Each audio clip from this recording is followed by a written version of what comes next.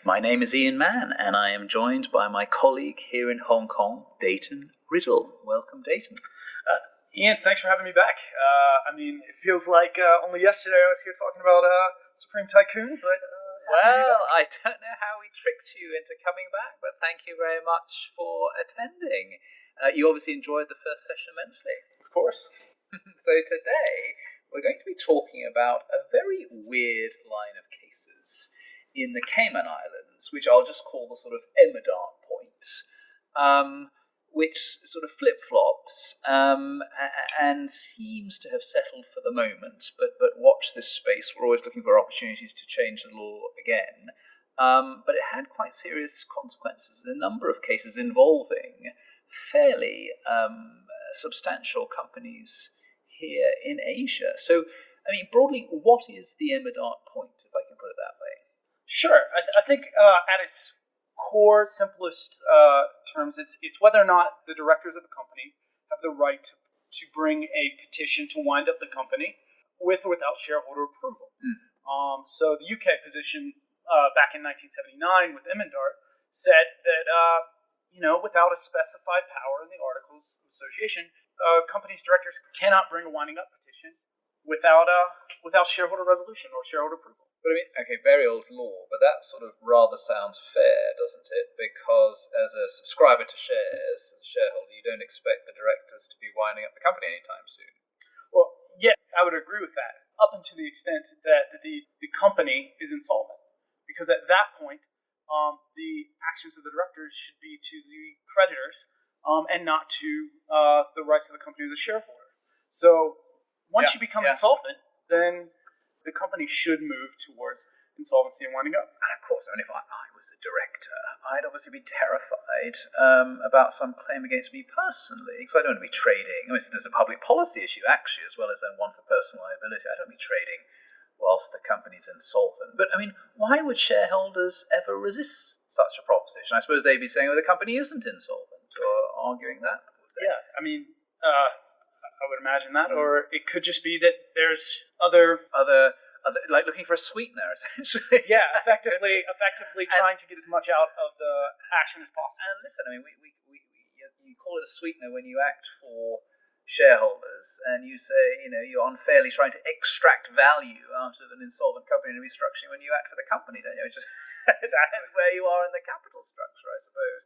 But why also complicated in Cayman? So Emmadart, very old law, as you say, 1979, that was the English common law, now seems to be the law in Cayman, but it didn't sort of start off that way. Well, just talk me through what was the first case on this? So the first case came out back in 1998. It was decided actually by Justice Smelly. Okay, as he then was. Yep. Now the Chief Justice of the Cayman Islands. Correct. Yeah. Where he decided he had determined that the Emmadart principles applied in that the company couldn't be wound up without shareholder approval.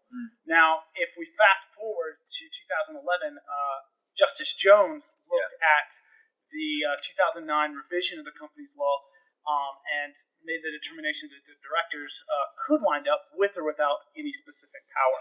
Now, this directly went against the ruling in Banco Economico, and it was interesting in the fact that Justice Jones made that determination that the law said that the directors had the absolute right to do this, despite the fact that Section 94 didn't change from the previous version of the law.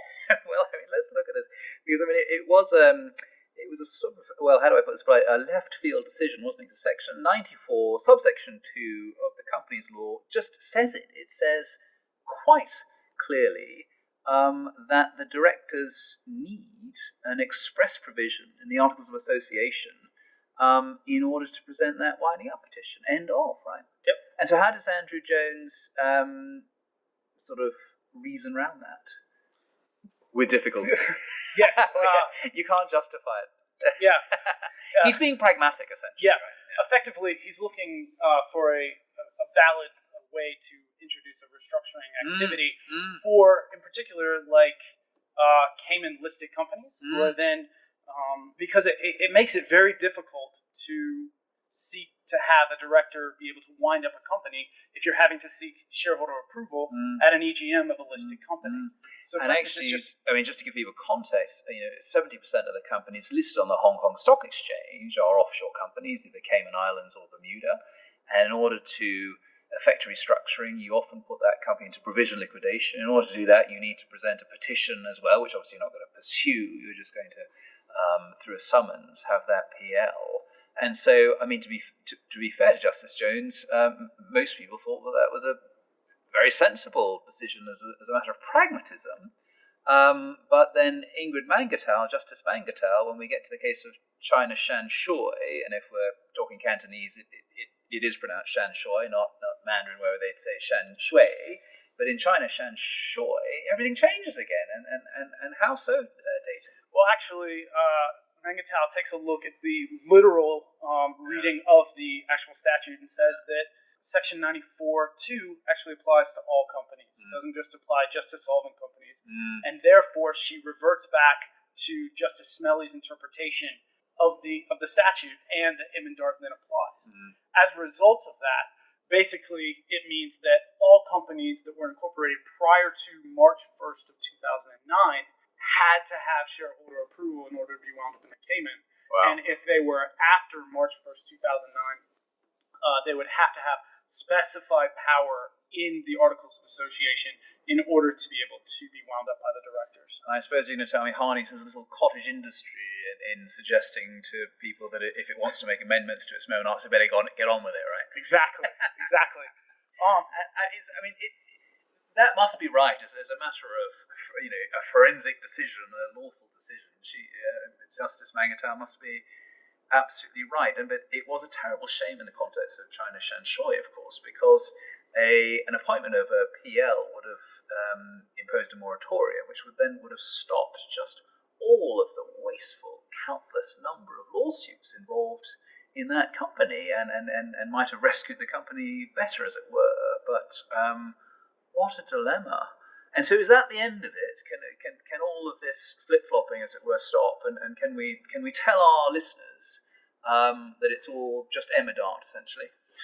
For now, we can. But I think it's important to note there was a novel workaround that's actually been utilized several times since that. So, and that goes into CHC Group Limited. Oh yeah. And CHC Group Limited, Justice McMillan gave the decision in which a creditor, a company actually sought out and found a friendly creditor, who then makes the petition to wind up the company. And upon doing so, the directors can then immediately respond by making a summons to appoint PLs. Wow. So effectively, it goes around. Yeah. Is there anything wrong with that? Is that a wheeze? Or is that just absolutely fine? You find a creditor that you say, well, you've got the right, the locus standi, and the cause to pursue this petition. Please threaten to wind us up, and that gives us, because of Robert McMillan's decision, that gives us the ability then to appoint PLs where perhaps we couldn't had we initiated it ourselves. Is that all perfectly sensible? I don't know. I don't know the answer to that question either, but I think that is a perfect justification as to why the Cayman Islands likely needs to look to amend the current version of the company's law. Or at the very least, this needs to go to the Court of Appeal, doesn't it? Yeah, we need some clarity as to how all this is really going to work. I have a lot of sympathy for what I always call the Rika Gold point, which is a sort of late 19th century English decision, and that just says, well, listen, if you have no economic interest in the outcome of a winding up, i.e. you're a shareholder in an insolvent company, then we're not going to listen to you. Why should we? And Cayman law has always been very clear on that. And essentially, in China Milk, that's what Justice Jones was saying. He's saying, well, I'm not listening to these out-of-the-money shareholders. I just want to get on with the people that matter and the economic outcome. Yep. Yeah. Okay. Well, interesting times. Watch this space. Dayton, thank you very much for coming. Yep. Thanks again for having me.